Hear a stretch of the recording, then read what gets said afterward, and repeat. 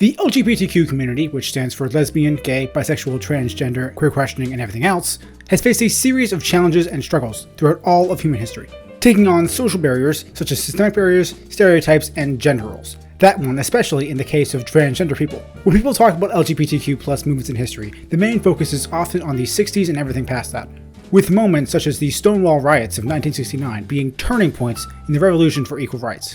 Everything before then is generally described as the times that don't matter as much.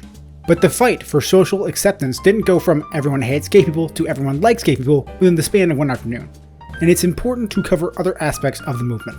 The Homophile Movement, homophile being another term for homosexual that was made to combat the idea that being gay was intrinsically linked to sex, mainly takes place in the 50s and 60s, right after World War II and right before Stonewall. Unlike many other movements for rights across North America, the Homophile Movement was a lot more focused on creating social groups that portrayed gay people in a more positive or otherwise neutral light, as that was meant to combat the general stigma around gay people at the time. This helped fight against social barriers. It wasn't until the Stonewall riots where louder and more aggressive protests and movements were more prevalent.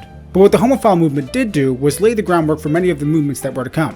One of the biggest groups during the Homophile Movement was the Mattachine Society. Founded by people like Harry Hay, Bob Hole, Chuck Rowland, and other leftists, the Mattachine Society was one of the first gay rights groups to be publicly known. Its existence allowed gay individuals to speak about their frustrations and helped gay men avoid the terrible police system that prevented them from living a normal life. The Mattachine Society, although relatively short-lived and rudimentary in its protests, set out some of the most important foundations for gay people all across America. Another prominent LGBTQ+ rights group was the Daughters of Bilitis, otherwise known as the DOB.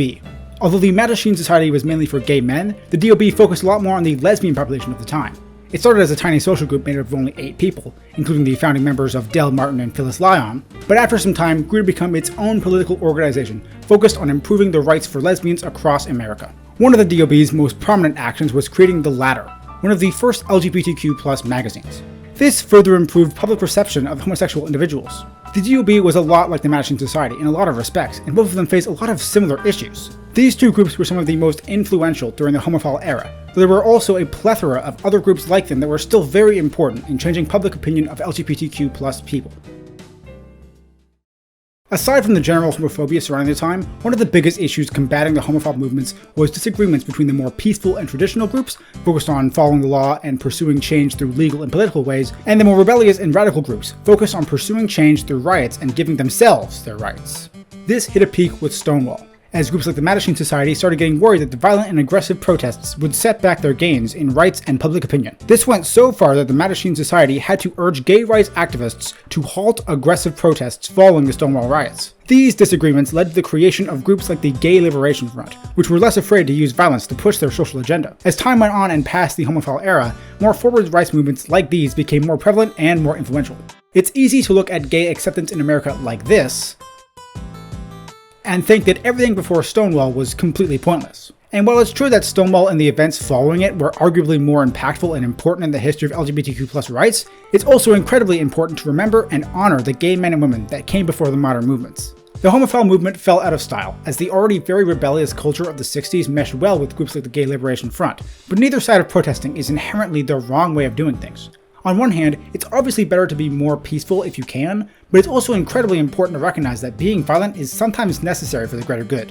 Sometimes you can't just ask your oppressors for freedom, you have to fight for it.